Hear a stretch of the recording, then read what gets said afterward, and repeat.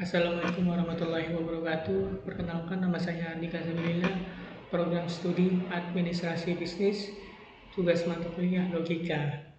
Berikut soal untuk tugas mata kuliah kali ini. Yang pertama yaitu tren pada hakikatnya terbagi menjadi banyak jenis. Sebut dan jelaskan 3 dari macam tren tersebut, sertakan juga contohnya.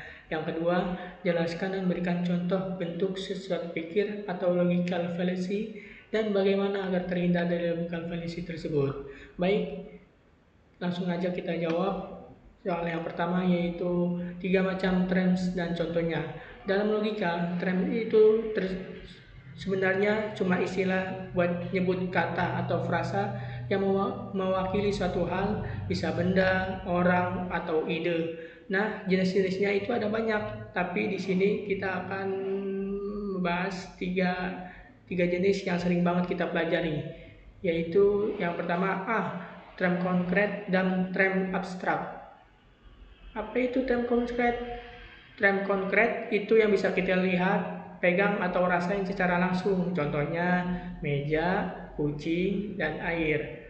Dan untuk tren abstrak itu sebaliknya, nggak bisa dilihat langsung, tapi kita tahu itu ada. Contohnya cinta, kebahagiaan, dan keadilan.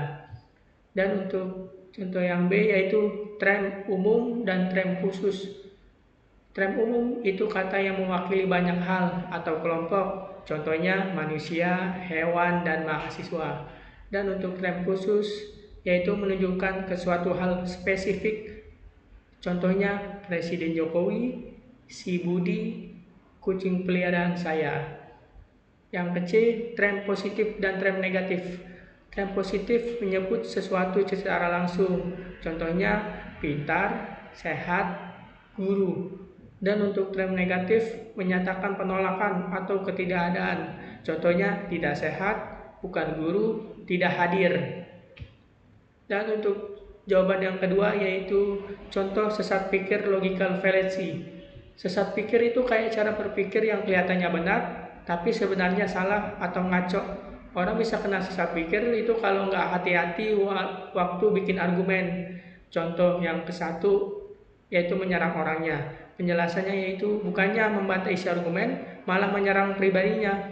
Contoh kalimatnya, ya elah kamu ngomongin politik, kuliah aja belum kelar.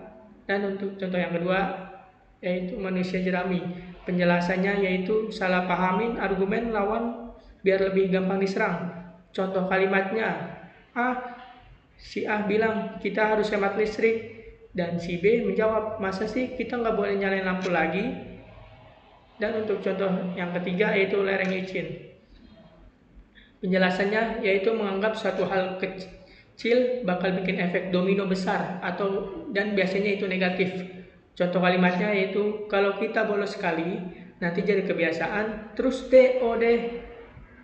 Dan bagaimana cara kita agar tidak terjebak dalam sesat pikir tersebut dan biar pikiran kita tetap jernih dan argumen kita tetap kuat. Ini beberapa cara yang bisa kita lakukan. Yang pertama, cek fatwa dulu sebelum ngomong. Jangan langsung asal tuduh atau nyimpulin begitu saja. Dan yang kedua, dengerin argumen lawan dengan benar. Jangan asal salah paham. Dan yang ketiga, pisahin fakta dan opini. Banyak orang yang bingung antara dua hal ini. Yang keempat, yaitu latih logika lewat diskusi dan baca-baca. Jadi semakin kita sering latihan, makin peka sama kesalahan berpikir. Jadi itu saja yang dapat saya sampaikan. Kurang lebihnya mohon maaf. Wabillahi taufiq wal hidayah. Wassalamualaikum warahmatullahi wabarakatuh.